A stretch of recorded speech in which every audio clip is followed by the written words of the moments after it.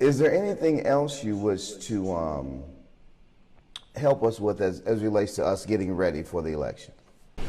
Yeah, so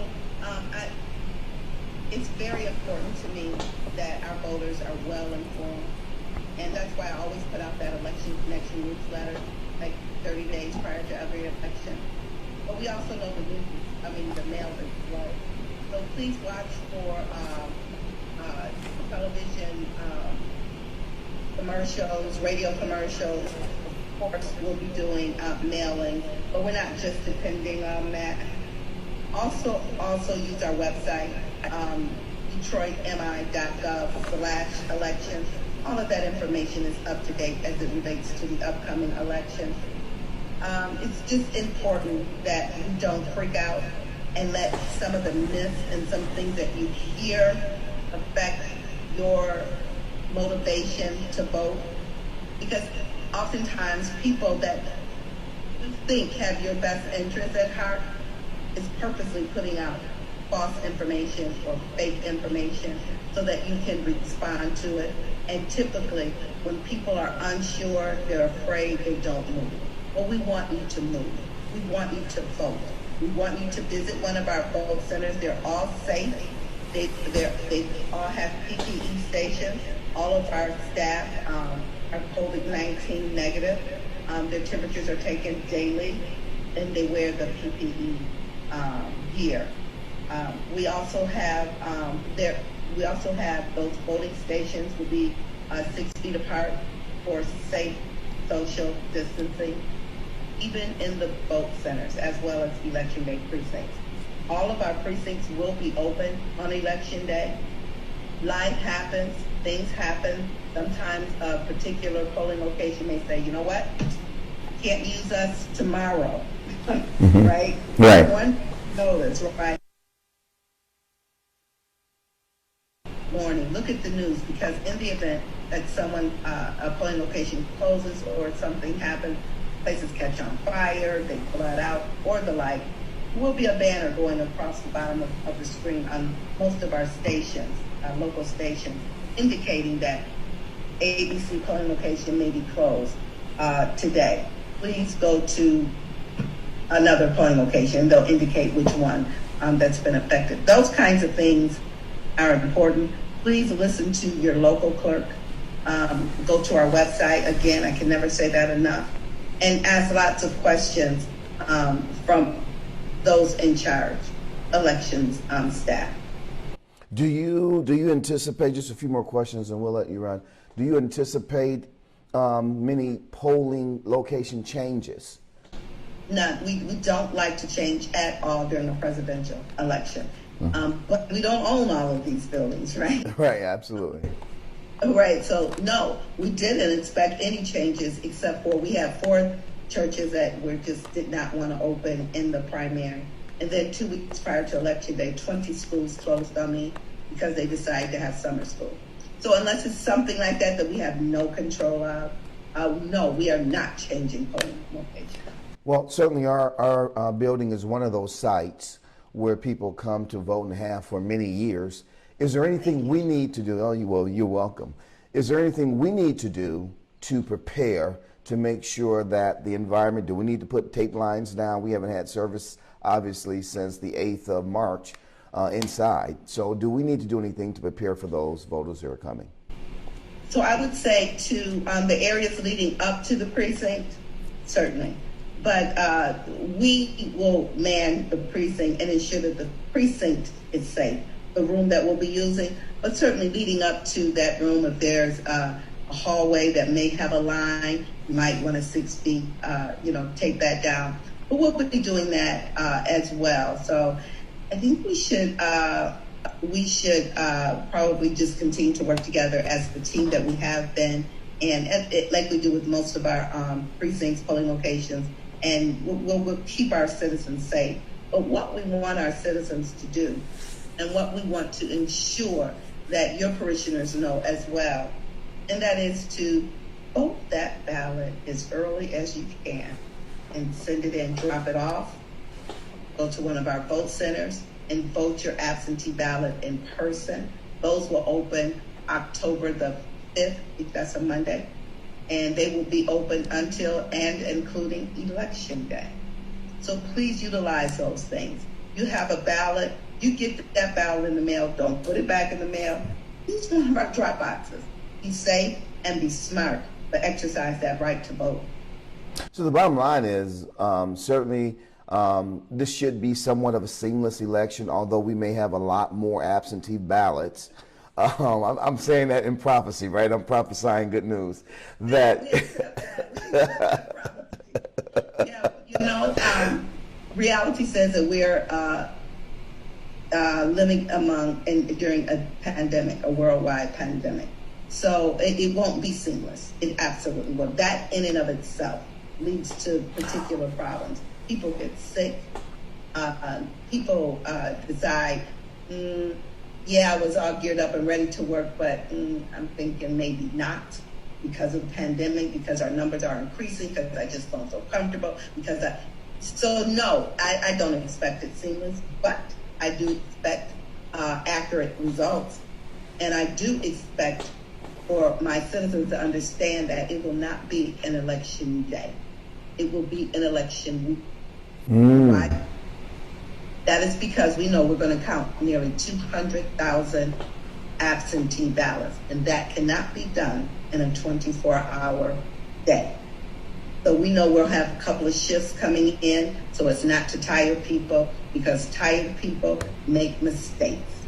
But we'll be using the same group on shift 1. They'll get a break, an overnight break. It'll be like a 7 to 10. And then another smaller shift to come in that will just process. And then at 7 o'clock in the morning, that shift that started will start a new day and continue on. So it will be election week, not election day. Absolutely. We'll get those results, because at the end of the day, we want a good, clean, crisp election day in the city of Detroit. You had mentioned earlier that you are looking for workers. Are there any special type of skills or skill sets that you would like to see in those who are applying that would be better fits for those positions? Yeah, so the positions that we're looking for right now, we have 2 classifications that can start as early as Monday, right? Working in the Department of Elections with an hourly pay that starts at $12 an hour, plus mandatory overtime. So the very basic position is one that's very basic and clerical. You just have to have, you'll basically be opening up envelopes, counting the mail, and those basic clerical duties. Those start at about $12 an hour. And then we have a little more advanced clerical position for our processors. These are individuals who feel very comfortable working with the computer, working with technology. It's not afraid to go into a particular, the qualified voter file, the state file system, and issue a ballot. You must be very precise in their work, and they must have significant clerical and or computer experience, and they must pass the training that's provided by the state of Michigan, because the state of Michigan is the one who trains an individual to go into the qualified voter file. Okay. So those are processors. They start a little higher in salary, and but they're still everyday mandatory overtime. And for each of those classifications, we do have 2 shifts, a day shift and an evening shift. And that's to keep the number of people in the building at a minimum and allow the work to continue so we can get those ballots out on time. Very good. And do you have to at least be a high school graduate to sign up? Absolutely. You must be a high school graduate or GED. Or GED, okay. Or GED. You can be a 16-year-old student as well and work with us. Maybe the second shift, maybe you're working from home, you're in school from home, however that may be. But if you're available and you're 16 years of age or older, that's the minimum requirement to be a poll worker. And those are considered poll worker jobs. We call them e-poll workers or election poll workers, which means that they are part of the process before election day. They're in the Department of Elections building, so we call them poll workers as opposed to just election day poll workers. Very good. And then before we recap, there has been an election passed where inspectors or members from various political parties or organizations will come by to ask for either ID or look at records. What should the voters expect and not to expect from someone who's there to inspect? Those are called challengers. Okay. Challengers must have credentials, and they must register prior to election day through the county clerk. A challenger does not interact with the voter at all. So the voter should expect nothing from a challenger. Challengers work with our poll workers, and they are allowed to see the books. They're allowed to see the number of votes cast and the like. They cannot impede the election process. So if an election day poll worker is the application inspector, let's say, if she's passing out an application to a voter, and the inspector can't come up at that, a challenger can't come up at that time and say, well, I'd like to see how many applicants. No, you can't impede the process. They have to wait until there's a break in the action, and then and only then can they begin to ask to see certain documents and the like. I think that's one of the most important pieces of information that we've talked about, because I remember voting in my location some years ago when all this really started, as far as the challengers, when I noticed them, I should say. And some of them were actually trying to talk to the voters and ask the voters for their IDs, but now we know that they cannot talk to you at all. That is correct. That's very If they good. want to count a voter's residency, they must deal with the chairperson or the supervisor poll worker in that precinct. And they should not be interrupting the normal course of flow between. Very good to know. Very good to know. So as we recap before we get off the air tonight, there is no difference in Michigan, in Detroit, as it relates to your absentee, in Michigan, as it relates to your absentee vote and a mail-in vote. It's the exact same thing. That is correct. And those ballots will be mailed out. The absentee ballots will be mailed out. You said October the 13th, I believe. September. September the 13th. September. And the quicker we get those back in, the better. Absolutely. Okay, absolutely. And you don't see it on your screen, but we have scrolling and have been had scrolling on our screen since the entire interview. The deadline for you to vote, when the actual election is, the deadline for you to apply for your absentee application. Other criteria as it relates to who can and cannot receive an absentee ballot. Anyone. We in 2018, Proposition 3 passed, and that proposition stated that there is no reason absentee voting now. You do have to apply. You still have to request it. You still have to ask for that application, but you don't have to have a reason. And is that over the phone? Is that by email? How's that? Both, all. Okay, all the above. All of the above. You can go to that website, detroitmi.gov/elections, and request your absentee ballot. You can receive one through the mail from us, as we will be mailing them out the end of this month, first of next month, those applications, so that you can fill that out and request your ballot if you didn't do it in the primary for this election.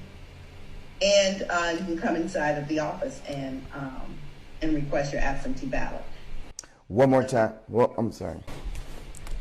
The other thing Proposition 3 did, it allows us to do what we call same-day registration, which means that if an individual is not a registered voter, or they're not sure, or they need to change their address, then and only then can they go into one of our vote centers on election day and register to vote and vote that regular ballot right there, or they can change their address and vote that regular ballot right there at the vote centers. That's the purpose of the vote centers on election day only.